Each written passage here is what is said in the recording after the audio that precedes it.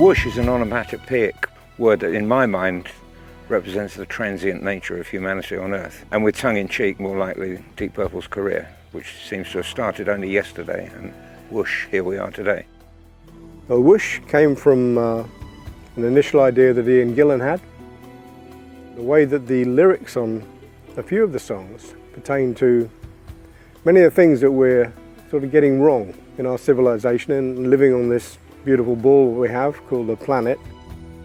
I keep saying if we can do 10% of what the dinosaurs did, I think we'll have done really, really well. Because we haven't been around a very long time, and who knows, there's a bit of a mess going on, isn't there? Whoosh, here and gone.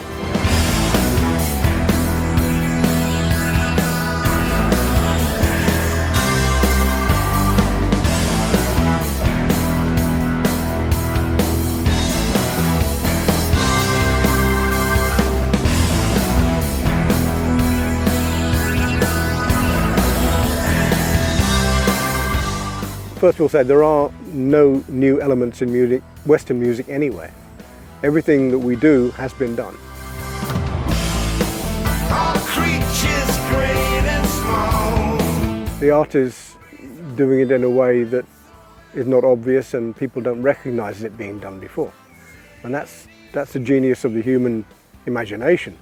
You can take similar building blocks and come up with a different shape.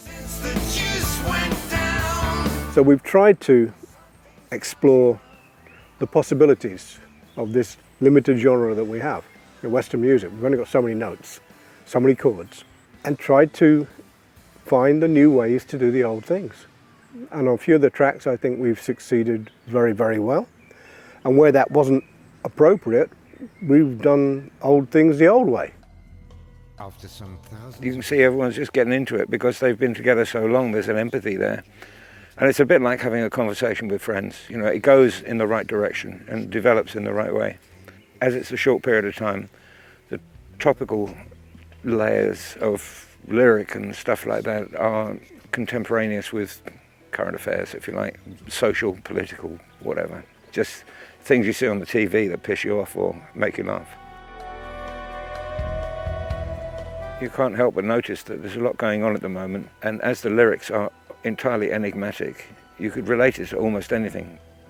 It's very difficult for people to just stop what they're doing, even if they're heading to the edge of a cliff. It's hard to figure out how to do that without shouting in their faces. So I guess you just write about it and be provocative, I think, with try and get people to think about it.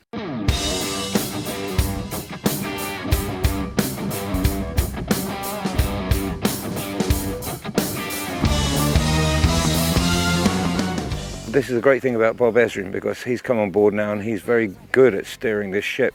Well, you leave any bunch of musicians in the studio by themselves and it's like a bunch of headless chickens. Everybody's doing what they want to do rather than what they need to do. And it's like an army without a general.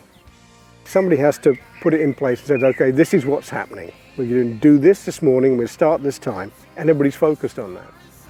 And when you are in the process of getting those first tracks on a piece of music, you may have something which sounded incredibly good in the rehearsal room, but Bob's in the control room listening to the whole picture. Clearly, he can hear everything. With Bob now, it's great because he encourages to loosen up. He said, I don't want songs, I want music. And so it's great. It's a much more relaxed atmosphere, much more confidence. And if he likes something, he'll encourage us to go along that path. It's been fast and spontaneous, and when that happens, you generally get a nice record. When you're not fighting to get a track. And Bob doesn't let you do that. I found working with him very, very easy, and I think the fact we've done it 3 times means that we all accept that sometimes it's not going to be smooth, but it's always going to be creative. And that's all you want. You've got a vulture up there. But working with Bob, we don't have enough goes at things to get bored with them, you know. We use this pretty standardized way of recording. Okay, we still record all together at the same time and do that whenever possible. But it means you've done something 3 or 4 times and you move on, so you don't get bored with it, and it's fun. I don't think there's any change in our integrity. It's just that the human chemistry has changed a bit because of Bob, who's getting the best out of us. And I think the other thing is that not just musically, but the sound is the best we've ever had. What's the rush? Yeah.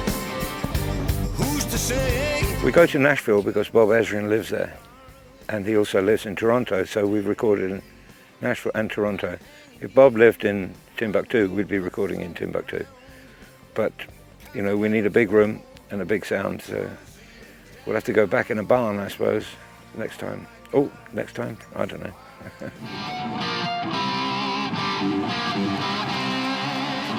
We decided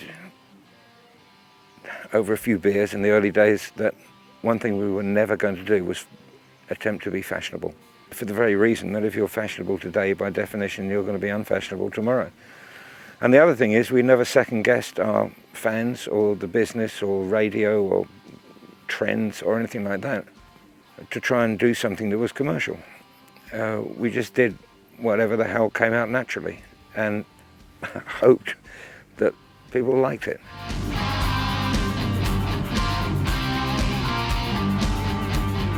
When I was 20, I was immortal. When I was 20, I knew everything. I know better now.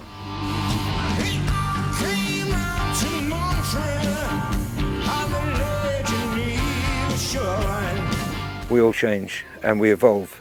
Lyrics used to be about fast cars and loose women and going crazy and angst and stuff like that, and conspiracy theories and who done you wrong and all that stuff.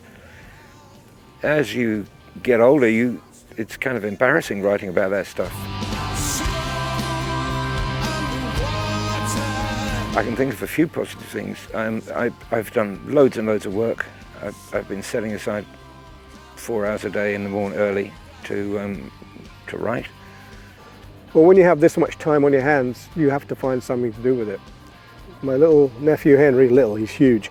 So he said, you know, you've got all this great footage, you've got all the great stories, why don't you set up a channel?